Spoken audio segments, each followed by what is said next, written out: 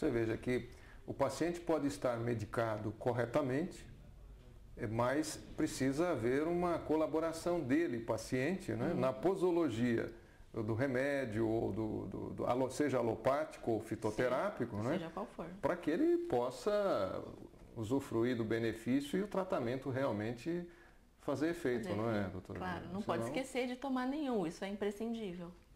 Eu queria lhe fazer uma outra pergunta, na questão, já falamos da hora certa do remédio, da importância dele, mas é a questão de tomarmos um ou mais remédios. Certo. A questão da competição de remédios, né? Às vezes eu fico assim, às vezes eu vejo pessoas que tomam uma verdadeira farmácia de manhã. Sim, né? sim. Colocam lá 2, 3, 4, 6 comprimidos. Já vi pessoas colocando 13, tem vitaminas, tudo junto, mais o remédio que ele está tomando para alguma doença ou para alguma coisa que ele está se tratando.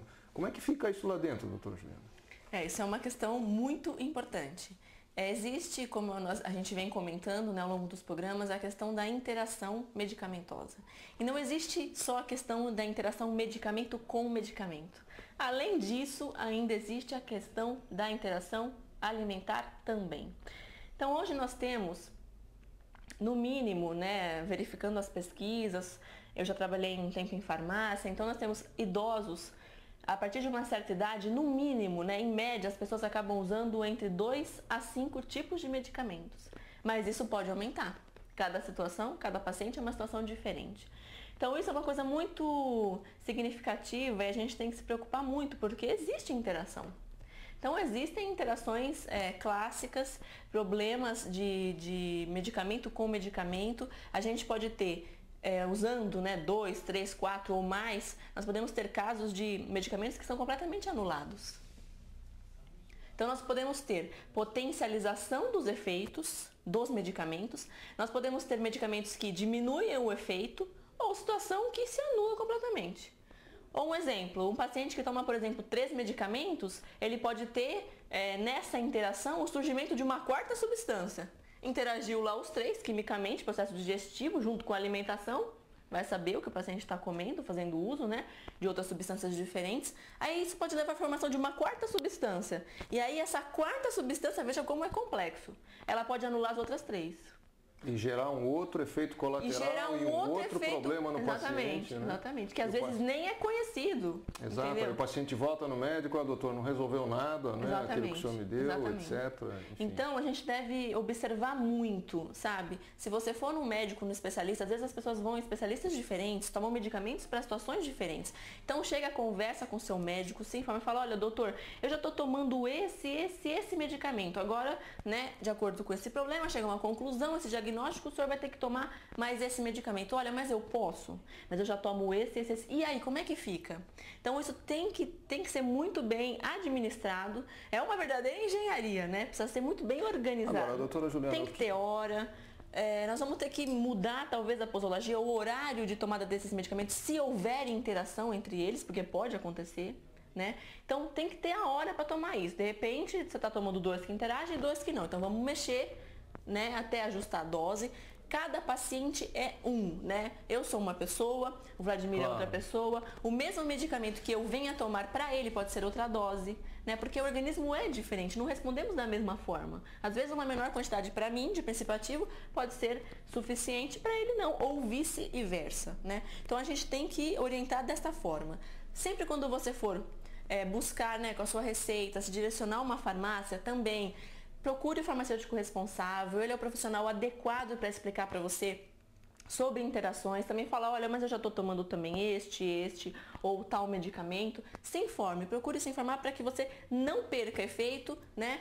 Sofra mais com a enfermidade que você tenha e demore, gaste dinheiro, né? De uma forma que desnecessária. Doutora Juliana, uma coisa que eu acho que é da preocupação dos pacientes de uma maneira geral. Nós vivemos um mundo extremamente dinâmico, né? As pesquisas são cada vez mais intensas. A descoberta de novos remédios é cada vez mais acelerada, né? Isto faz com que os profissionais que indicam os remédios, de uma maneira geral, sequer tenham tempo para se preparar, para estudar as consequências do remédio, das interações, etc. Não é? Eu acredito que a tecnologia é fantástica, o dinamismo do mundo moderno é muito bom, sim, mas nesse aspecto eu não acho que ele seja favorável à indicação correta dos medicamentos, justamente por esse aspecto. Eu mesmo trabalho ainda há alguns anos com produtos médicos, hospitalares, etc., e eu vejo a quantidade de produtos novos que são lançados, tecnologias novas que são lançadas, e os médicos, os profissionais, de uma maneira geral, são massacrados por essas novas técnicas, enfim, esses novos remédios que surgem no mercado. Como é que se concilia tudo isso, né? Aí nós falamos, bom, mas aí o farmacêutico indica, o médico indica, o fitoterapeuta indica. Como é que o paciente fica no meio desse mundo moderno, com todos os seus problemas e essas indicações? É um problema também. Né? Claro, com certeza. É difícil lidar com isso, né? Primeiro é importante a gente esclarecer que o ato de prescrição é um ato médico, né? Claro. Apenas a indicação, quem pode fazer são os médicos, né?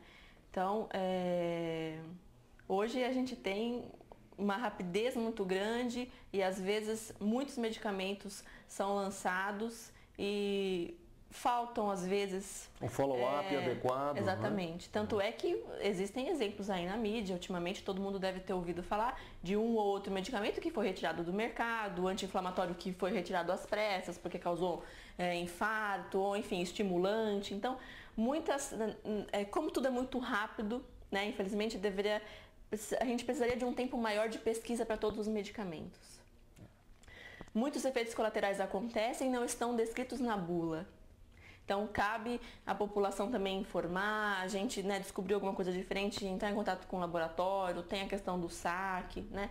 É muito difícil nesse mundo que a gente vive complicado, né? Juliana, eu vou pedir desculpa a você, mas nossa produção já está avisando que mais uma vez nosso tempo acabou, mas nós temos ainda mais um programa, né, que nós vamos fazer.